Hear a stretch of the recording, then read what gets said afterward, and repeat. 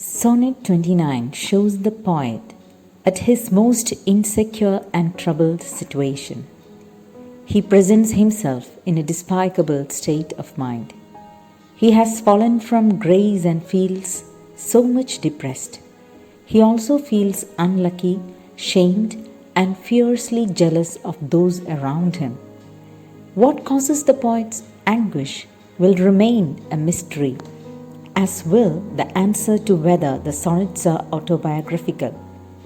In the latter half of the poem, the speaker happens to cheer up thinking of someone. All is not lost, for the sonnet ends with a positive affirmation that the poet can combat his anguish with the sweet love of his dear friend. Memories of the sweet love motivate him to remain hopeful. When in disgrace with fortune and men's eyes, I all alone beweep my outcast state, and trouble deaf heaven with my bootless cries, and look upon myself and curse my fate. The poem begins with the speaker listing a series of misfortunes he has suffered.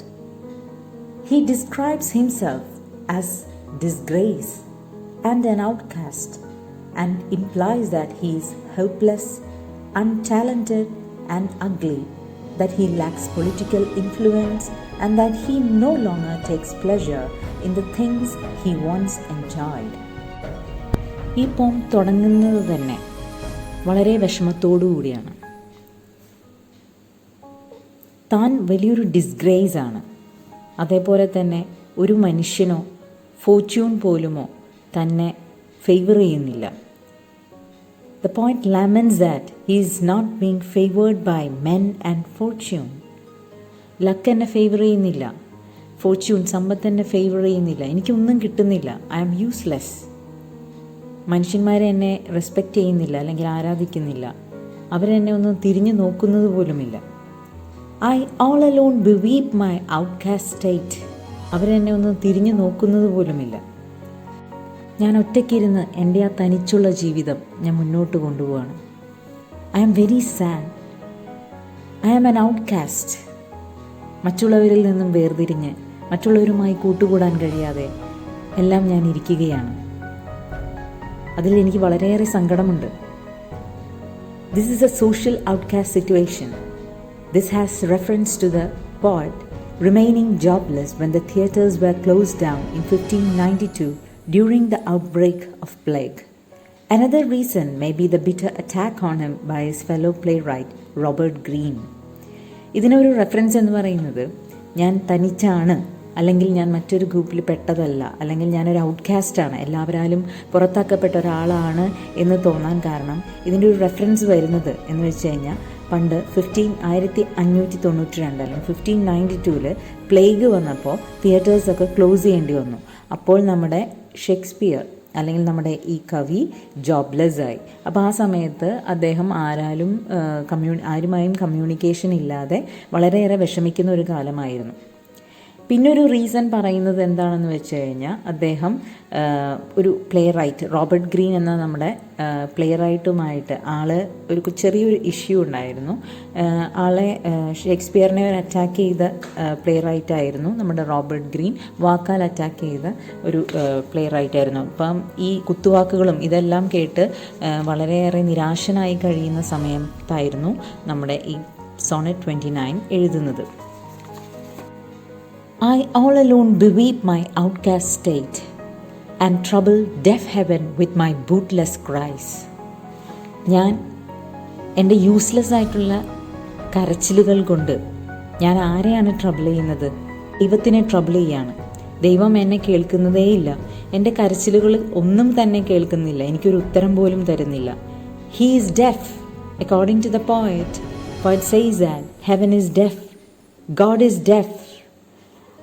I am making troubles to be heard by God, but my cries are useless. Useless ആയിട്ടുള്ള കരച്ചിലുകളാണ് എൻ്റെ. And look upon myself and curse my fate. ഞാൻ എന്നെ തന്നെ നോക്കുകയാണ്. എന്തൊരവസ്ഥയാണ് എൻ്റേത്, എന്തൊരു നിരാശനാണ് ഞാൻ. അല്ലെങ്കിൽ ഞാൻ എന്തൊരു ഗതികേടിലാണ് ജീവിക്കുന്നത്. I look upon myself and curse my fate. ഞാൻ എൻ്റെ ലൈഫിനെ തന്നെ അല്ലെങ്കിൽ എൻ്റെ വിധിയെ ഞാൻ പഴിക്കുകയാണ്. ഞാൻ എന്തുകൊണ്ടാണ് ഞാൻ ഇങ്ങനെയായത്? എൻ്റെ വിധിയാണ്, ഇതെല്ലാം എൻ്റെ വിധിയാണ്. This is an allusion to Job of the Old Testament in the Bible, who was cast out onto a dung heap and called to a God who didn't listen. The poet finds himself in the same situation. Heaven personified is God, and in this case he is deaf, making the poet's cries bootless or useless. The idea of cursing one's fate also harkens to Job, who cursed himself after falling out of God's favor. ഈ ഒരു രണ്ട് വരി കാണിക്കുന്നത് നമ്മുടെ പഴയ നിയമത്തിലെ ജോബിൻ്റെ പുസ്തകത്തിൽ പറയുന്ന ആ ഒരു സാഹചര്യമാണ്. ദൈവത്താൽ നിഷേധിക്കപ്പെട്ട് ജോബ് കഴിയേണ്ടി വന്ന ഒരവസ്ഥ. ആ അവസ്ഥയാണ് നമ്മുടെ പോയറ്റിന് അല്ലെങ്കിൽ നമ്മുടെ കവിക്ക് ഇപ്പോൾ നേരിടേണ്ടി വരുന്നത്. ആ അവസ്ഥയുമായിട്ട് സാമ്യം നമ്മുടെ പോയറ്റും ഈ ഒരു സെയിം സിറ്റുവേഷനിൽ പെട്ടിരിക്കുകയാണെന്നാണ് പറയുന്നത്. ഇവിടെ ഹെവൻ എന്ന് നമ്മൾ പറയുന്നുണ്ടെങ്കിലും അവിടെ ദൈവമാണ് ഈ കരച്ചിലുകളും ഈ വിളികളും ഉൾവിളികളും ഒന്നും കേൾക്കാത്തത്. ദൈവമാണ് നമ്മുടെ കവിയുടെ കരച്ചിലുകളൊന്നും കേൾക്കാത്തത്. He feels cursed. Destiny has been cruel to him. He spends time alone, perhaps staring into a mirror, and so develops deep negative feelings about the world.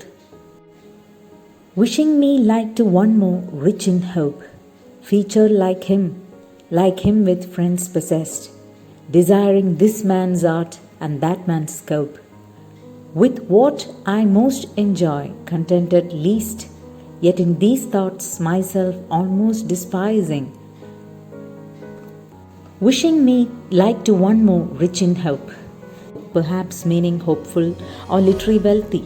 ഇപ്പോഴുള്ള അവസ്ഥയെക്കാളും വളരെ വെൽത്തി ആയിട്ട് അല്ലെങ്കിൽ വളരെ ഹോപ്പ്ഫുള്ളായിട്ട് നല്ല പ്രത്യാശ തരുന്ന ഒരവസ്ഥയിൽ എനിക്ക് ജീവിക്കാമായിരുന്നു. I wish like that. I wish a life like that. അങ്ങനൊരു ജീവിതമാണ് ഞാൻ വിഷ് ചെയ്യുന്നത് അല്ലെങ്കിൽ ഞാൻ ആഗ്രഹിക്കുന്നത്. Featured like him with friends possessed. എനിക്ക് അയാളെ പോലെ ആയാൽ മതിയായിരുന്നു, അവനെ പോലെ ആയാൽ മതിയായിരുന്നു. നിറയെ സുഹൃത്തുക്കളുള്ള ആ വലിയ ആൾക്കാരെ പോലെ ആയാൽ മതിയായിരുന്നു.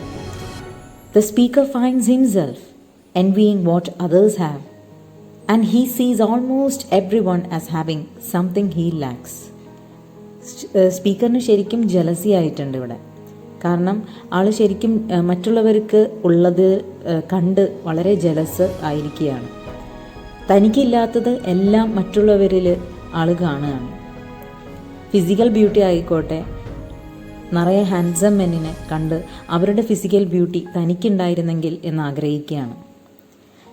അവരെ പോലെ തന്നെ വളരെ അട്രാക്റ്റീവായിട്ടും അല്ലെങ്കിൽ വളരെ ലക്കിയർ ആയിട്ടുള്ള ഒരാളായിട്ട് ജീവിച്ചാൽ മതിയായിരുന്നു, തനിക്ക് ആയാൽ മതിയായിരുന്നു എന്നുള്ള ജലസ് ഇമോഷൻ ആണ് ഇപ്പോൾ നമ്മുടെ പോയറ്റിനുള്ളത്. അവർക്കുള്ള പോലത്തെ ആർട്ടിസ്റ്റിക് സ്കിൽ അല്ലെങ്കിൽ ടാലൻറ്റ് എനിക്കുണ്ടായിരുന്നെങ്കിൽ, desiring this man's art and that man's scope, അവരെ പോലെ എനിക്ക് നിറയെ ഓപ്പർച്യൂണിറ്റീസ് വന്നിരുന്നെങ്കിൽ, അല്ലെങ്കിൽ അവരെ പോലെ എനിക്ക് നല്ല സ്വാതന്ത്ര്യം ഉണ്ടായിരുന്നെങ്കിൽ, അവരെ പോലെ തന്നെ എനിക്ക് നല്ല ആർട്ടിസ്റ്റിക് കഴിവുകൾ ഉണ്ടായിരുന്നെങ്കിൽ, ടാലൻറ്റ് ഉണ്ടായിരുന്നെങ്കിൽ എന്നെല്ലാം നമ്മുടെ പോയറ്റ് ഇവിടെ ആഗ്രഹിച്ചു പോവുകയാണ്. So this poor depressive is having a tough time and doesn't like being who he is. He wants to be someone else, someone talented and handsome, but he's not quite certain he could handle being someone else. The things that brought him happiness now make him more upset. With what I most enjoy, content at least. എനിക്ക് മുമ്പ് സന്തോഷം തന്നിരുന്ന കാര്യങ്ങളെല്ലാം ഇപ്പോൾ എന്നെ കൂടുതൽ അപ്സെറ്റാക്കുകയാണ് ചെയ്യുന്നത്. His emotional instability, ഇവിടെ കാണിക്കുന്നത് അദ്ദേഹത്തിൻ്റെ ഇമോഷണലായിട്ടുള്ള ഇൻസ്റ്റെബിലിറ്റിയാണ്. അദ്ദേഹത്തിന് തൻ്റെ വികാരങ്ങളൊന്നും കൺട്രോൾ ചെയ്യാൻ പറ്റുന്നില്ല. അദ്ദേഹം അത്രമാത്രം ഡിപ്രസ്ഡ് ആണ് എന്നാണ് കാണിക്കുന്നത്. His envy of those more hopeful, skillful, and with broader social connections only worsens matter. അദ്ദേഹത്തിന് വളരെ ഹോപ്പ്ഫുള്ളായ ആൾക്കാരോട്, അല്ലെങ്കിൽ വളരെ സ്കിൽഫുള്ളായ ആൾക്കാരോട്, വളരെ നന്നായി കമ്മ്യൂണിക്കേറ്റ് ചെയ്യാൻ അറിയുന്ന ആൾക്കാരോട്, നല്ല സോഷ്യൽ കണക്ഷൻസ് വെക്കുന്ന ആൾക്കാരോടെല്ലാം ഇപ്പോൾ വളരെയേറെ എൻവിയാണ് തോന്നുന്നത്, അല്ലെങ്കിൽ എൻവിയസ് ആയിക്കൊണ്ടിരിക്കുകയാണ് ആൾ, അല്ലെങ്കിൽ ജലസ്സാണ് തോന്നുന്നത്. ഈ ദിസ് ആൻഡ് ദാറ്റ് എന്നൊക്കെ പറയുമ്പോൾ തന്നെ നമുക്ക് അദ്ദേഹം അനുഭവിക്കുന്ന ആ ഒരു സ്ട്രെസ്സ് ഒക്കെ അല്ലെങ്കിൽ ഡിപ്രഷനൊക്കെ കാണിക്കുന്ന ലൈൻസാണ് അതൊക്കെ. This is suggesting that the speaker is in danger of tearing himself apart.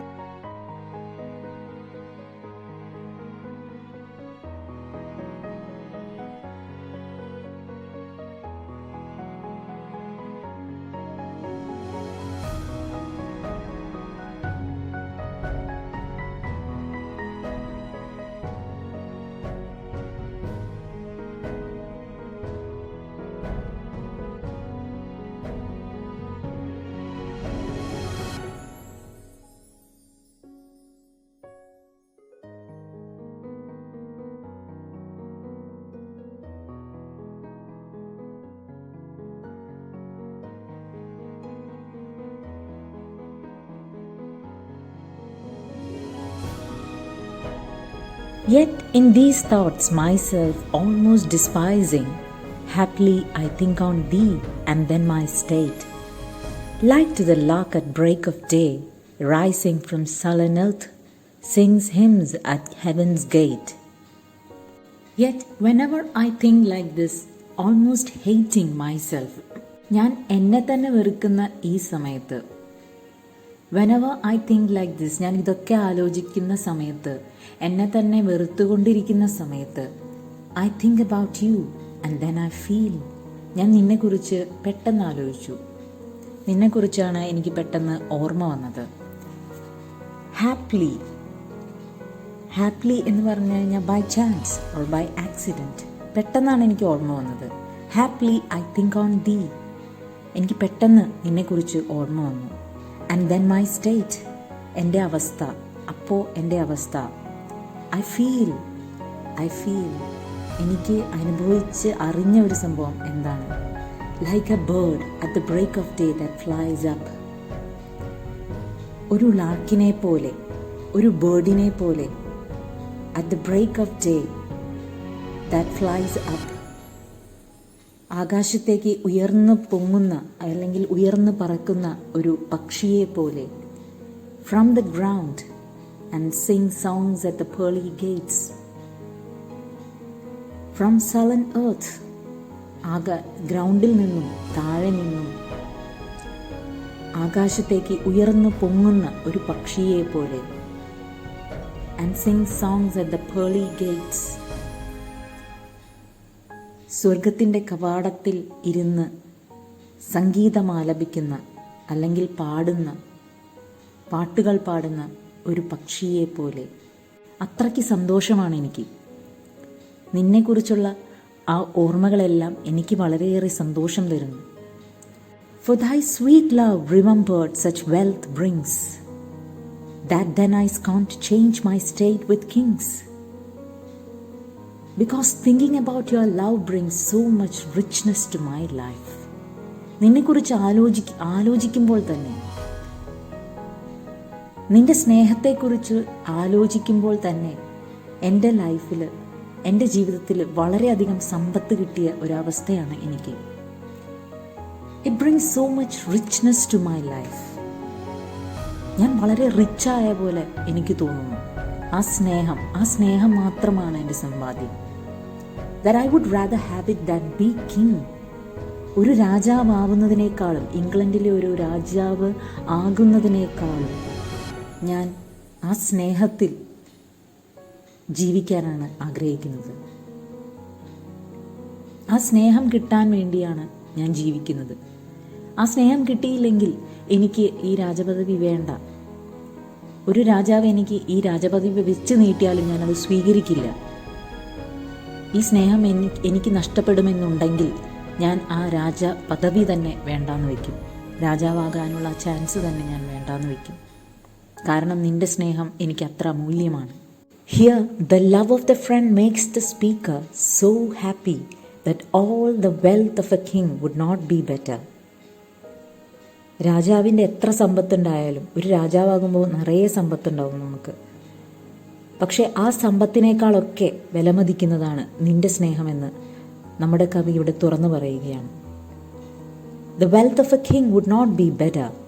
Such is the optimism and inspiration gained from this memory that the speaker now feels rich, wealthier than a king, better off in all respects.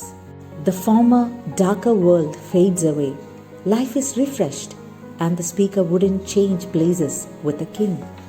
29 is in part a poem about isolation, envy, and despair. In the first 8 lines, the speaker lists a series of anxieties and injuries, comparing himself negatively to more prosperous, successful, and beautiful people. നമ്മൾ മുമ്പ് പറഞ്ഞതുപോലെ ഈ ഒരു പോം ആദ്യത്തെ 8 ലൈൻസിൽ കുറച്ച് problems അല്ലെങ്കിൽ കുറച്ച് പ്രശ്നങ്ങൾ ഇതെല്ലാമാണ് ഇവിടെ ആദ്യത്തെ 8 ലൈനിൽ നമുക്ക് പ്രസൻറ്റ് ചെയ്യുന്നത്. പക്ഷെ ബാക്കിയുള്ള ലൈൻസിലോ അതിനെ സോൾവ് ആക്കുന്ന അല്ലെങ്കിൽ അതിനൊരു സൊല്യൂഷൻ കണ്ടുപിടിക്കുന്ന രീതിയിലാണ് ബാക്കി ലൈൻസ് എഴുതിയിരിക്കുന്നത്. അവിടെ ഈ പ്രോബ്ലംസിനെ ഫസ്റ്റ് 8 ലൈൻസിൽ പ്രസൻറ്റ് ചെയ്തിരിക്കുന്ന ഈ പ്രോബ്ലംസിനെ ബാക്കിയുള്ള ലൈൻസ് വെച്ചിട്ട് അതിനുള്ള സൊല്യൂഷനാണ് അവിടെ അവതരിപ്പിക്കുന്നത്. നമ്മൾ പറഞ്ഞു that is the style of a sonnet. ഇവിടെ ആദ്യത്തെ ഫസ്റ്റ് 8 ലൈൻസിൽ സ്പീക്കർ കുറേ ആങ്സൈറ്റീസ്, ഇഞ്ചുറീസ്, വളരെയേറെ നെഗറ്റിവിറ്റി ഒക്കെ നമുക്കിവിടെ പ്രസൻറ്റ് ചെയ്യുകയാണ്. Anxiety, love and jealousy are the major themes of this sonnet. The poet discusses his miserable plight and the impact of love. The poem also explains how love brings optimism and hope for people who feel lonely and oppressed. In short, Sonnet 29 is also about self-motivation.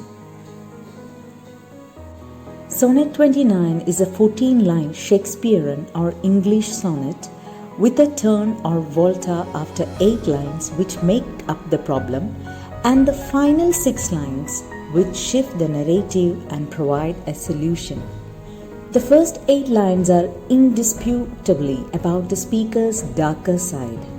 Then lines 9 and 10 express a subtle change of tone before lines 11 to 14 conclude with a more positive outlook. ആദ്യത്തെ 8 lines സ്പീക്കറിൻ്റെ darker സൈഡാണ് കാണിക്കുന്നത്. 9, 10, 11, 12, 13, 14 ഈ 6 lines ശരിക്കും ഒരു positive ഔട്ട്ലുക്കിലാണ് നമ്മുടെ poet അവതരിപ്പിക്കുന്നത്.